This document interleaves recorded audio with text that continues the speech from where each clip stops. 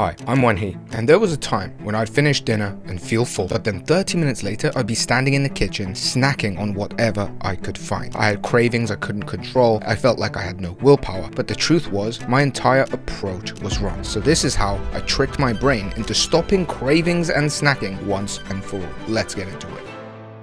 Imagine you had a plate of strawberries like this, but somebody told you you are never allowed to have strawberries ever in your life. Ever. One day you're thirsty, you want some ice cream, but there's no ice cream in the fridge, and then you see this beautiful plate of raw strawberries that just came yesterday from the farm and you just want it, but it's forbidden. Oh my god, what are you gonna do? The desire builds. This is how cravings can develop in you. Now, what does this mean? It means when you're trying to control your weight, lose weight, eat healthy, stop going for these never again diets or complete restriction diets. Not having pizza because it's gonna make me fat. Never having ramen again until I hit 70 kg. All of these never ever or no more diets are creating forbidden fruits. If you work in some of those foods that you like into your diet, they actually won't come up as cravings. Instead of saying I'm never having strawberries again, why don't you actually enjoy a strawberry here and there? Work it into your diet so it never becomes a forbidden fruit. Damn, it's so good. Let me have another one. Jesus Christ. Next, I have an ice cream craving. I just crave an ice cream right now. I just crave a pizza right now. And then you believe your words, you believe your thought, but your brain, your thoughts are a lot of the time not there to help you. They're fake. If you're someone that cares about your health and you want to go to the gym, your brain is often going to be like, yeah, but there's going to be too many people, it's a little cold, the bus time schedule is wrong, I don't have this and that, maybe I should go tomorrow. Your brain's giving you these thoughts, these ideas that don't help you and that aren't actually true. Why are you taking your brain's word for everything? You have to question your brain. So when you get this craving, like, I have a pizza craving, I have an ice cream craving, don't just act on it immediately. Take a deep breath. Take 3 deep breaths if you can, and actually question your brain and ask your brain, is this emotional? Is this physical? And physical cravings are usually there when you just genuinely haven't had enough food in the day. Your calories are so low, you didn't eat enough calories in the day. Your body's literally saying, give me more energy, bro. And if it's a physical craving, this is a key distinction. You're gonna want food, and nourishing food usually. Like, you'll be happy to see like even salad, Caesar salad and steak and things like this. But if it's an emotional craving, like the craving is coming from a place of, I don't feel good, I feel stressed, let me just have a cigarette, that you're gonna reach for bad stuff. You're gonna go for ones that are high in sugar, and specifically foods that give you cheap, fast dopamine. And those are usually processed foods high in sugar and high in calories. I've just given you a way to distinguish between physical and emotional, but that I guess would happen after you've already given into your craving. But the way to actually trick your brain into not having cravings is to put one more layer of confirmation on the brain, where you say, hey, is this a genuine craving where I need food? Or is this something that I'm using to escape it? Now, this muscle, this ability to just, instead of giving into the urge, to actually watch the urge, this is a very, very important skill in life, not just in your diet. It's called watching the thinker. It's called monitoring your emotions and realizing that those urges, those emotions, those thoughts are not the same thing as you, that you can look upon it and make a separate decision, that you can look upon it and be separate from it.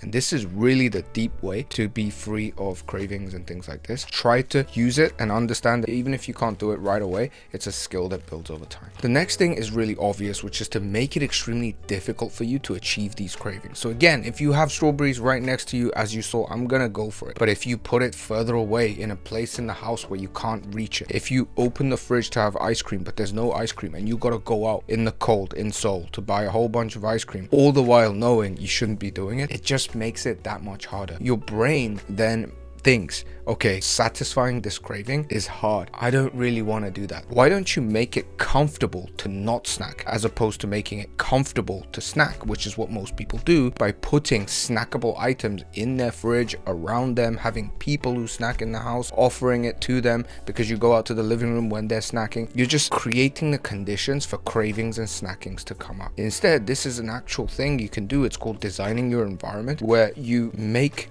those things hard to achieve. Next, have you ever realized when you're just lounging on a Sunday afternoon, you want food? You're just chilling and suddenly, for no reason, you're not even hungry, but you have a craving for some popcorn, for some dessert, for some brownies, because your mind is wandering and searching for sources of dopamine. One of the best things that I discovered was if I'm actually focused on something and working or even watching a video that I really enjoy, or just doing something where I'm genuinely focused and a bit busy, this will take away a lot of the hunger. And oftentimes if you're locked in that flow state, you'll forget hunger for hours at a time. See, hunger and cravings of this sort come in waves. They come in waves when you feel emotionally kind of lacking and you want something to fill that gap. So if you can just go, okay, let me just do something, get focused, stay a bit busy, this will really help you avoid cravings, because your brain is gonna forget it. Next, let's say even with all this advice, you actually ended up having it. You had the cookie, you had the ice cream. Most people fall into guilt. They say, oh my god, I can't even control myself. I fucked up again. I said I'm gonna not eat, but I've done it again. Sometimes even as you're eating, as you're biting on that delicious cookie, you just keep chewing, but it doesn't feel good. You're guilty.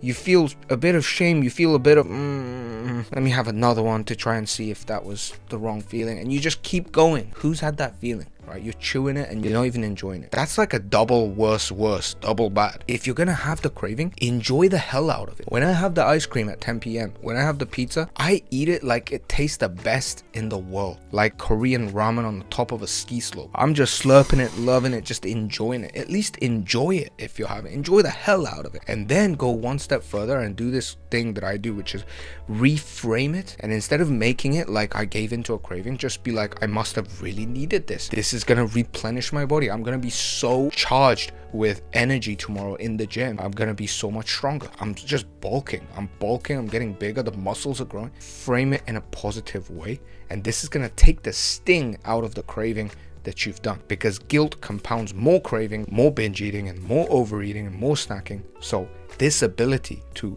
reframe things into a positive way and not freak out when the craving comes, when you give into a craving, is the way to diffuse the hold that cravings have on you. And the final thing that I'm gonna say as I close this video is that cravings come sort of in that chest area from deep down, and maybe the food craving is masking another kind of craving, a craving for a purpose, a craving for a bigger meaning in life, a craving for love and acceptance, and a craving for authenticity, a craving to say something to somebody. Some of these inner desires can manifest as food cravings, so think about that. I mean, that's not going to be discovered in this video, but open yourself up to this idea that your food craving, the source of it or the real nature of it, might not just be that you didn't eat enough, or that you have this eating disorder, or that you just really love cookies, but that it could come from somewhere deeper. Something that I always say is that a person that is just genuinely happy with his life and really going after his goals because he's really passionate about it and he finds meaning in it and everything in life is aligning together. Like when I've had those periods in my life, ain't no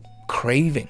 I'm craving to work. I'm craving to go after it. I'm craving to just do healthy stuff. If you're craving bad things in a way to cover up and avoid the current situation, which is oftentimes what happens when there's cravings, binge eating, and snacking, maybe take an honest look at yourself and say, what am I screaming out for right now? What are the signs that things are out of alignment that I need to address? Because sometimes when you sort the other stuff out, the cravings go away. With that, wrap up this video.